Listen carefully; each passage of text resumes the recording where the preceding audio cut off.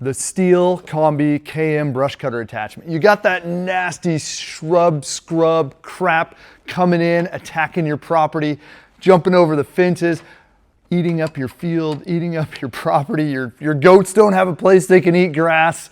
You need a brush cutter attachment. Today, guys, Josh with Carl's Mower and Saw here, and we're going to talk about a few things you need to know, how to get the most out of your brush cutter attachment, some of the maintenance things. So real quick, let's talk about maintenance. We've got two places to grease. We're going to want to grease the drive shaft, which to get to that, take off my black cap. Maybe you've lost it. Not at the end of the world if you've lost it. And I'm going to depress that little gray tab right there. Usually I use a flathead screwdriver, but I can do it with this. And this is going to come out. Your Kombi bushing is going to come out. And then up, it's going to come out the drive shaft, a nice solid steel drive shaft. And on this is a very thin coat of grease.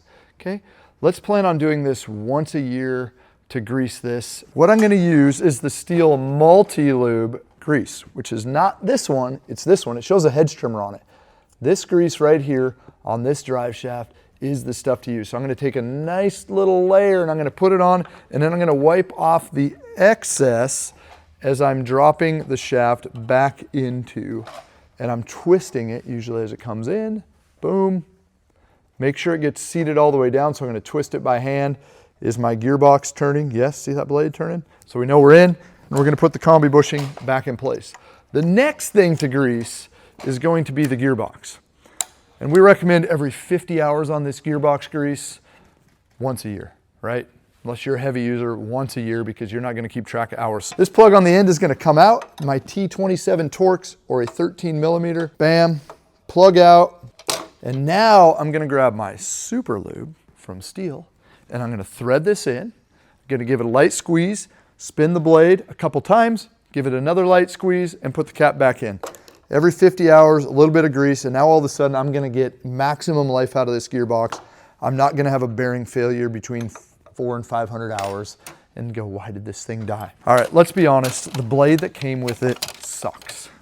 I know I shouldn't say that, but this blade right here is decent at cutting light grass, but it's not gonna take care of the blackberries, the salmon berries, the reed canary grass, the crap that's coming at you, the jungle. So we need to get this blade off, and we need to move to a better blade. In order to do that, we're going to need to first start by locking the gearbox. So I'm going to take this pin that came with it, and if I've lost this pin, no big deal. We can probably use a nail or an Allen wrench, and that's going to drop in this hole.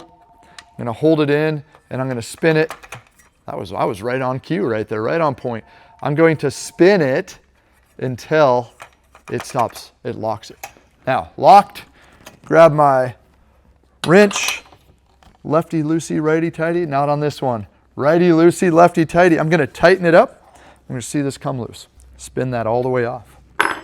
And we've got options on blades. We have this blade, which cuts grass. We have a triangular blade. This beautiful steel blade. It's about 10 inches. This works well on heavy grass.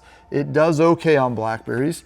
But in our area, in the Pacific Northwest, our two most popular blades are the red shred, the shredder blade, working like this and getting you all these fine particles. Make sure you wear your safety gear because blades will throw stuff.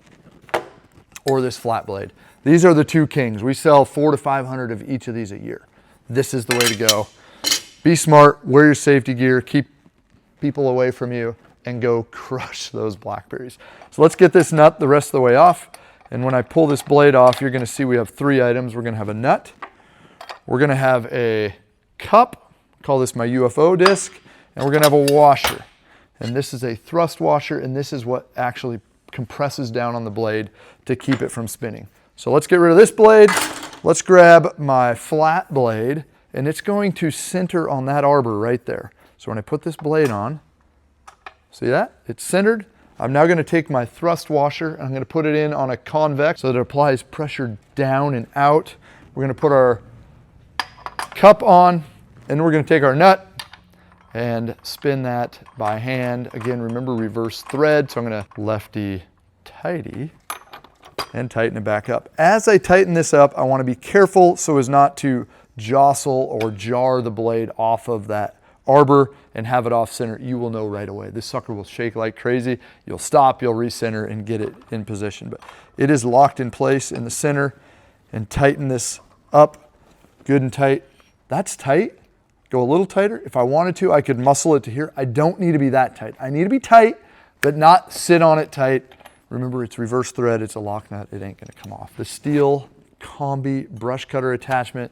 This is gonna be the tool you need to keep the crap from coming into your life and pushing it back. Now you know how to take care of it. We will see you soon at Carl's Mower and Saw.